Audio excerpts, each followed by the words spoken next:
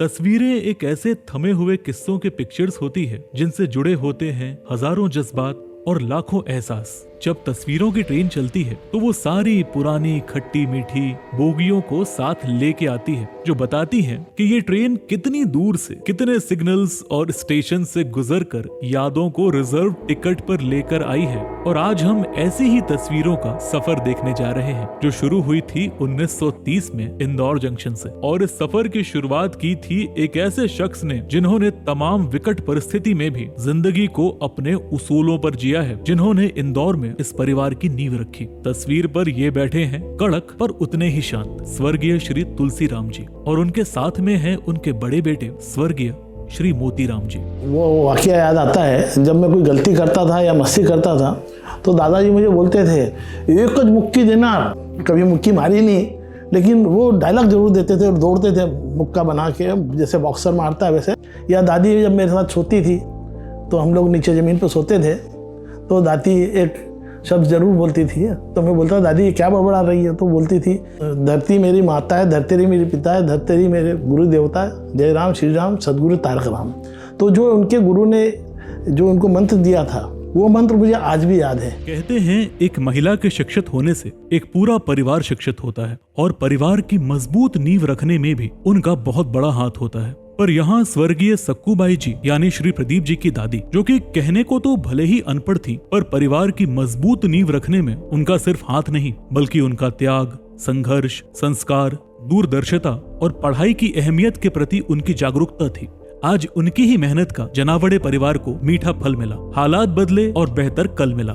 जाहिर है जब दादी की सोच इतनी आगे की होगी तो उनके परिवार को तो आगे बढ़ना ही था। बदलते वक्त के साथ परिवार बड़ा भी हुआ और बढ़ा भी, और परिवार के राशन कार्ड में जुड़ गए 4 नाम, शांतिबाई जी, मोतीराम जी, हरिराम जी और आनंद जी। कहते हैं ना, वक्त बदल गए, हालात बदल गए, जज्बात बदल गए, बस वैसा ही हुआ। वक्त बदलते देर नहीं लगी। मतलब हाँ, मेहनत रंग लाने में जितना वक्त लगता है उतना तो लगा ही। जैसा कि दादी जी काफी मेहनती थी, घर के लिए मेहनत से लेके मजदूरी तक सब किया उन्होंने, पर उन्हें जल्द ही समझ आ गया कि वो अपने बच्चों को मेहनत करने के लिए एनकरेज करेंगे, पर मजदूरी के लिए नहीं, पढ़ाई के लिए। और फिर क्या था, उन्होंने 8 साल के मोतीराम जी को मजदूरी करने से रोका और उनकी पूरी मेहनत को पढ़ाई की ओर मोड़ दिया। जोरदार ताली बजाने के लिए दोनों हाथों की जरूरत होती है।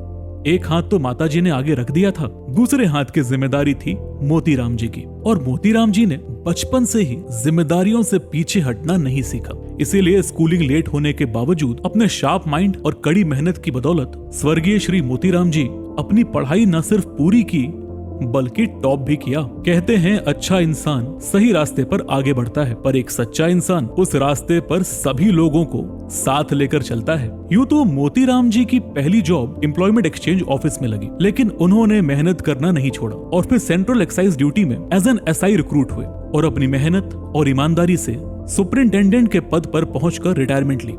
लेकिन फिर भी आज तक जनावड़े परिवार को उनके मूल स्थान में मास्टर मोतीराम के नाम से जाना जाता है। और सभी को याद है, जितने भी बड़े बुजुर्ग थे, पिताजी जब अपनी खुद की पढ़ाई के बाद घर आते थे तो पूरे मोहल्ले के बच्चों को बिठा के और पढ़ाते थे स्ट्रीट लाइट के नीचे। उसका जीता जागता उदाहरण आज है, ये फोटो के अंदर है, जिसमें ये बच्चे करीब 25 बच्चे होंगे जो उनकी क्लास में आते थे, और बाद में वो सभी पढ़ लिख कर बड़े हुए, गेटेड ऑफिसर बने।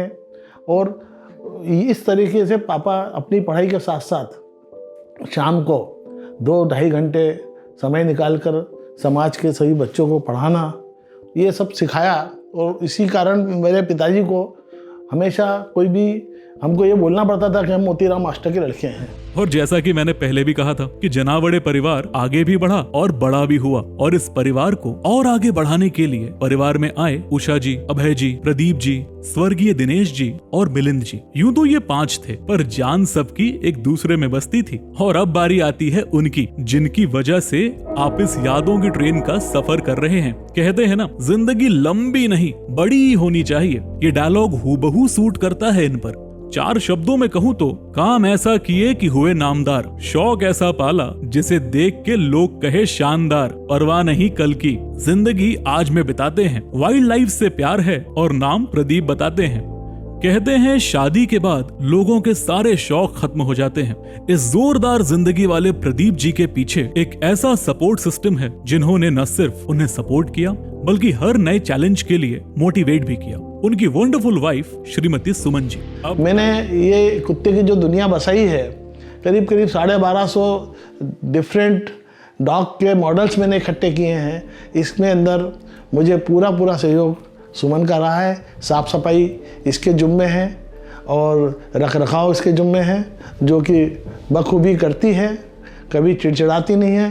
ये एक सहयोग जो मुझे मिला है, उससे मैं बहुत प्रोत्साहित हुआ हूँ और यही वजह है कि आज हम विश्व स्तर पर हम लोगों के कलेक्शन को जाना जाता है। गूगल में या golden book of world record में जो हमारा नाम है वो दर्ज है। यह सहयोग उम्मीद करता हूँ कि पूरे बचे हुए ज़िंदगी भी जो है ऐसे ही कट जाए।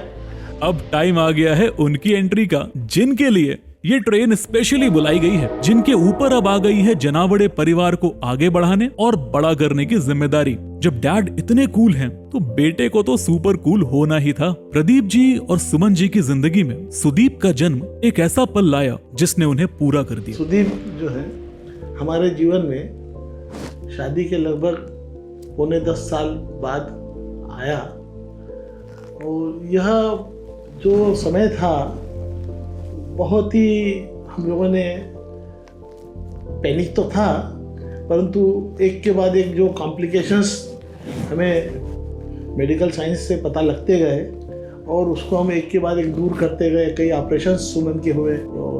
22 जून 1993 में हमें वो खुशियाँ मिली।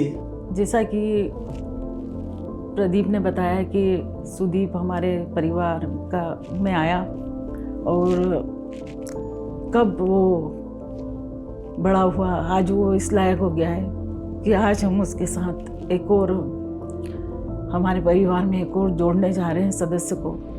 कहते हैं सफर खूबसूरत होता है मंजिल से भी। सही कहा है, क्योंकि अब ये यादों की ट्रेन अपने आखिरी पड़ाव पर पहुंच चुकी है। पर जब सफर इतना खूबसूरत है तो बात ही क्या है। पूरे इस सफर का ये है सार, ये है हम और हमारा जनावड़े परिवार। मैं आप सभी का धन्यवाद करते हुए इस कड़ी को यहीं समाप्त करना चाहता हूँ। आशा करता हूँ कि आप सभी सुदीप एवं शीनम को बहुत बहुत आशीर्वाद देंगे और इस समारोह के बाद जब हम शादी का समारोह करेंगे तब आप सभी पुनः आमंत्रित होंगे। धन्यवाद।